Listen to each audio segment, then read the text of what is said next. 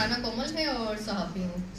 सबसे पहले मैं सर आसिफ खान का और उनके ऑर्गेनाइजेशन की शुक्रगुजार हूँ कि उन्होंने आज के दिन के मौका महल के मुताबिक जो कि 24 अप्रैल का दिन डेजिग्नेट किया था अक़वाम मुत्तहिदा ने 2018 में, आज उसकी याद ताज़ा की और एक अज़म को दोहराया। सर तमाम स्पीकर ने एक से बढ़कर एक सिफारिशात और निगारशात पेश की और हमें एक मुकम्मल व्यू दिया। लेकिन मेहदी ताजी साहब के हम शुक्रगुजार हैं।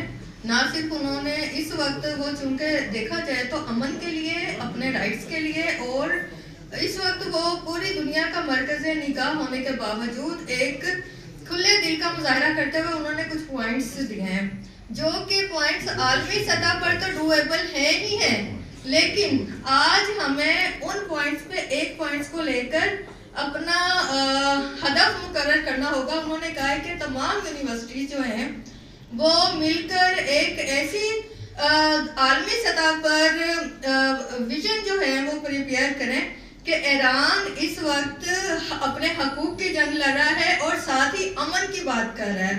तो आज जेबिट्स में ये प्रोग्राम हुआ है, तो मैं ये समझती हूँ कि जेबिट्स कोऑर्डिनेशन करे पाकिस्तान की तमाम यूनिवर्सिटीज़ के साथ, जो कि इनकी कम से कम एक पॉइंट को डुएबल बनाए। बहुत शुक्रिया।